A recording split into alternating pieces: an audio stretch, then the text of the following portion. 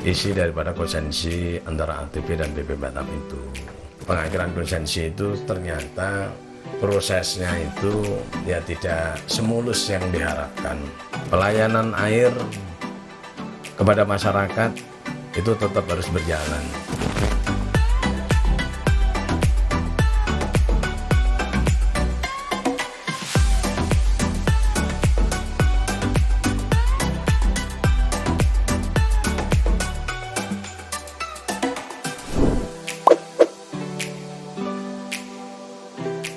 Assalamualaikum warahmatullahi wabarakatuh. Pemirsa Suara Batam Podcast yang dirahmati Allah, alhamdulillah pada malam hari ini telah hadir di studio tamu yang istimewa. Beliau adalah Ketua DPRD Kota Batam, Bapak Haji Nuryanto SHMH. Assalamualaikum. Apa kabar Pak Ketua? Waalaikumsalam warahmatullahi wabarakatuh. Baik Mas Rian. Alhamdulillah. Ya, alhamdulillah. Beliau telah menduduki posisi ketua dewan periode yang kedua ya, Cak. Kedua kalau pimpinan. Kalau pimpinan ya. Dan beliau hampir 10 tahun lebih ya, Ya. memasuki tahun Ya. ketiga, periode ketiga. Periode ya. ketiga. Sudah sangat lama. Ya. Apa saja kegiatan akhir-akhir ini, Pak Ketua? Itu dalam waktu kita menjalankan fungsi tugas biasalah, rutinitas. Ya kalau tidak ada kegiatan di luar ya berangkat pagi pulang sore gitu ya, menjalankan administrasi di kantor DPRD. Terus di kegiatan DPRD akhir-akhir ini yang menerima pengaduan masyarakat itu memang beberapa hal banyak, tapi kita fokus ke menyangkut tentang pengakhiran konsensi air ATP dan BP Batam ini yang lagi hangat-hangatnya. Lagi hangat. Ya. Apa yang terjadi dengan konsensi air ini? Karena memang kenapa menjadi concern begitu di aspek yang satu ini, masalah yang satu ini? Ya pertama kan memang air kan menjadi penting ya untuk kehidupan kita, dan ini merupakan sumber kehidupan kita, bagi manusia bahkan makhluk lainnya. Bahkan dalam kita bermasyarakat, bernegara, air kan menjadi penting. Dan kita bayangkan saja kalau kita tidak ada air, ya kan, baik pribadi manusia dan kalau untuk kepentingan dunia usaha kan bisa pengaruh di ekonomi, sosial, ya kan, bahkan untuk beragama juga, ya kan, untuk menjalankan syariat agama juga terganggu kan. Dan itu menjadi penting dan menjadi concern karena kami melihat, terus mendengar, membaca akhir-akhir ini tentang konsensi air antara ATP dan BP Batam yang kami rasa ini sangat berbahaya kalau tidak diselesaikan dengan baik. Ya, dampaknya ya bisa berpotensi terganggunya pelayanan air bersih di Kota Batam. Ya. Jadi memang DPRD mengambil sikap untuk hati-hati dalam soal air ini ya. Ya. Artinya DPRD memiliki concern yang besar di sini. Iya. Apa saja yang sudah dilakukan dengan kehati-hatian ini? Maksudnya begini, apa DPRD misalnya melakukan manggil pihak-pihak terkait atau bagaimana? Sudah dilakukan itu? Oh sudah. Bahkan kami sudah melakukan, pertama kita rapat koordinasi dulu dengan BP Batam dan pemerintah Kota Batam, dari kemudian DPRD, ya karena kita mencoba untuk koordinasi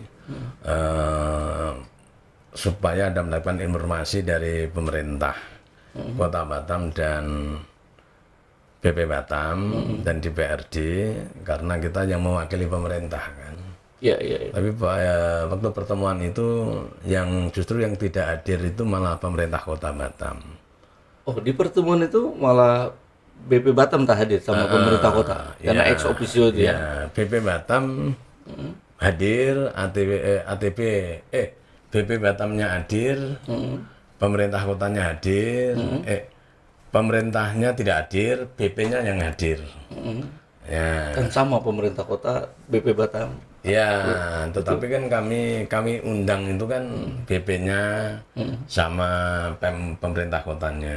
Tapi waktu itu yang hadir, yang diwakili, cuma diwakili, ya kan yang tidak hadir adalah pemerintah kota.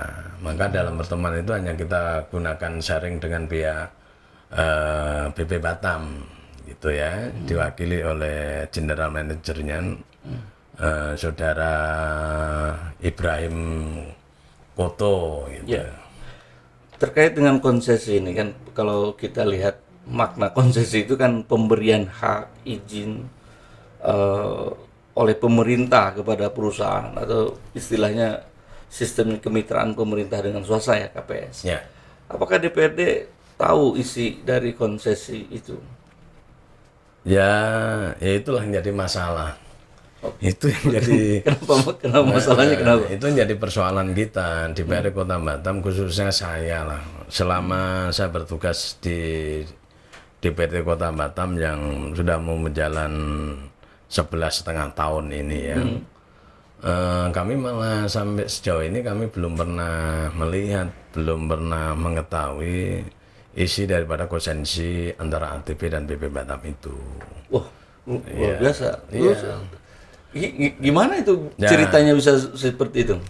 Nah, tapi karena terdorong kewajiban kami menyangkut tentang hajat hidup orang banyak, terus menyangkut masyarakat kita, maka kami berinisiasi, kita menyurati ke BP Batam maupun ke ATB untuk minta apa isi konsesi itu? Gitu. Tapi sampai sekarang alhamdulillah ya tidak dibagi. Wah. Dan sampai ada persoalan ini yang muncul ya, betul. Perseteruan ini muncul. Nah, ini kan berbahaya, Ketua, kalau seandainya persoalan ini tidak tuntas. Ya. Kan, apa langkah yang dilakukan oleh DPRD? Ya kebetulan minggu kemarin jatuhnya pada ya 1 minggu yang lalu ya, itu justru memang ada asosiasi konsumen ya, Apmetnas itu mengadukan ke kita. Apa isi aduan mengadukan itu? Ke kita, yaitu terkait masalah hak konsumen pelayanan air tuh. Nah, kenapa sudah merasa terganggu mereka? Ya mereka mengadukan ke kita dan meminta supaya difasilitasi dengan pihak BP Batam, pemerintah Kota Batam, dan pihak ATB, gitu kan. Nah, mereka mengkhawatirkan sama sebenarnya dengan apa yang kami khawatirkan, gitu kan. Kami kan awalnya memang mendengar cerita ini kan dari media. Oh, malah dari media ya? Justru dari media. Ya antara polemik atau persoalan pengakhiran konsensi itu ternyata prosesnya itu ya tidak semulus yang diharapkan. Maka dengan berkenan dengan itu DPRD akhirnya mengundang semua pihak sebagai tindak lanjut permohonan dari masyarakat kita. Nah di sanalah kami baru mengetahui yang intinya bahwa ternyata dalam akhir konsensi itu kan jatuhnya pada tanggal 14 November. 14 November. Ya, dalam 14 November ini yang saya tangkap, ya kan idealnya dalam penyelesaian ini, pengakhiran ini kan ada masa transisi. Ya. Masa transisi. Iya, masa transisi itu ya bisa 1 tahun, bisa 6 bulan. Bisa 6 bulan sebelum masa berakhir. Iya. Ya kan? Tapi katanya sudah ada, kalau di media ya kita baca juga, katanya sudah ada masa transisi 6 bulan itu dan berakhirnya memang November itu. Ya. Sebelumnya, artinya sebelum November yang ini sudah ada masa transisi itu. Ya, makanya kan 14 November bulan depan ini kan memang adalah masa transisi. Untuk apa sih masa transisi itu, gitu kan? Masa transisi itu adalah di sana yaitu untuk menyelesaikan hak dan kewajiban antara BP Batam dan ATB. Ketua tahu atau DPRD tahu apa hak dan kewajiban itu? Nggak tahu. Jadi gimana itu? Nah, Sampai tidak tahu, padahal kan Undang-Undang Nomor 53 Tahun 99 tentang pembentukan pemerintah Kota Batam. Jadi otorita pun diikut sertakan dalam pembangunan. Ini terjadi nggak itu seperti itu? ya kalau mengacu pada undang-undang ya, apalagi sudah itu kan terbentuknya pemerintahan Kota Batam. Iya. Ya kan, dan tentu termasuk dalam memerintah dalam pemerintahan itu kan DPRD di dalamnya. Ya kan, memang kan kita antara eksekutif dan legislatif. Iya. Dan keberadaan BP otorita lah dulu ya, atau BP Batam itu memang diikut sertakan gitu kan. Dan namun demikian dalam perjalanannya itu kalau secara kelembagaan itu antara DPRD dan BP Batam itu memang nggak diatur, regulasinya nggak ada.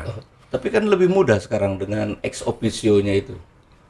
Ya harapannya begitu. Yang terjadi? Yang terjadi ya alhamdulillah kita belum kenal juga dengan deputi-deputinya.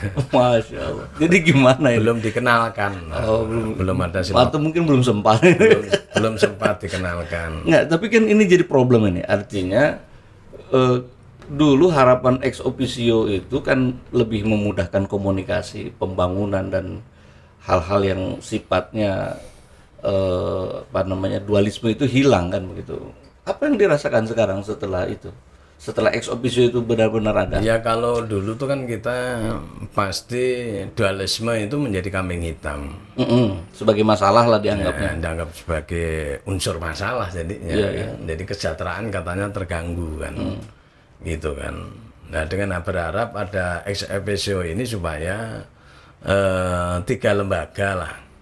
DPRD, eksekutif, BP Batam dan DPRD itu bisa bersinergi dengan semua hal kan harapannya kan.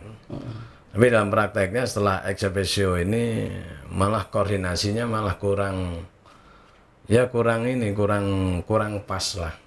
Bahkan pejabat-pejabatnya, deputinya itu secara resminya belum pernah kok silaturahmi ke DPRD dan memperkenalkan. Ya. Jadi problem yang luar biasa besar kalau seperti itu kan. Artinya apa yang salah di situ? Ya idealnya biasanya ya pejabat-pejabat BP yang dulu yang baru gitu ya, mulai dari Pak Hartarto sampai mulai Pak Lukita ya itu setelah dilantik itu ya ada silaturahmi. Memperkenalkan jajarannya memperkenalkan gitu supaya ya itu berharap pada koordinasi dari DPRD dan BP Batam dan pemerintah Kota Batam. Tapi justru sekarang ini sama masih banyak yang belum kenal dengan deputi-deputinya. Baik, itu problem yang lain ya, yang di luar perkiraan kita. Yeah. Ini problem yang sangat dekat itu. Artinya konsesi ATB ini kan harus mulus. Kalau tidak kan tadi kekhawatiran kita pelayanan terganggu. Saya pun jadi susah bertanya ketika DPRD tidak mengetahui apapun tentang itu kan. Tapi jadi gimana langkahnya? Setelah kita ada rapat dengar pendapat, kami jadi jelas. Apa itu? Jadi jelas, jadi yakin bahwa untuk air malah bisa berpotensi masalah. Saya pikir belum jelas penyelesaiannya.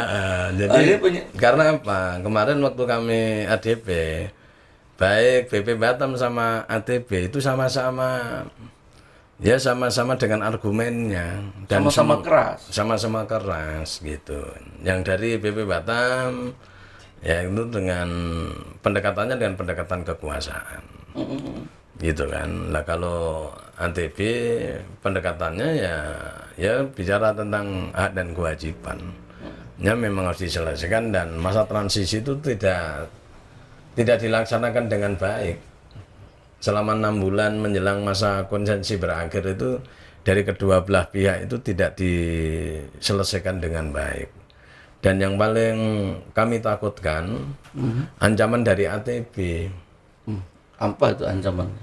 Ya, ancaman dari ATB itu kan jika hak dan kewajibannya BP Batam dan ATB tidak diselesaikan sampai masa berakhirnya, gitu kan, ya otomatis dari pihak ATB tanggal pasca 14 kan terus tidak mengoperasi OK, tidak ada hak untuk mengoperasi lagi dan tidak melayani ATB, tidak melayani masyarakat, pelayanan ATB, ATB iya, akan menghentikan aktivitas. kegiatan aktivitas dalam memberikan pelayanan, kan memang begitu konsensinya.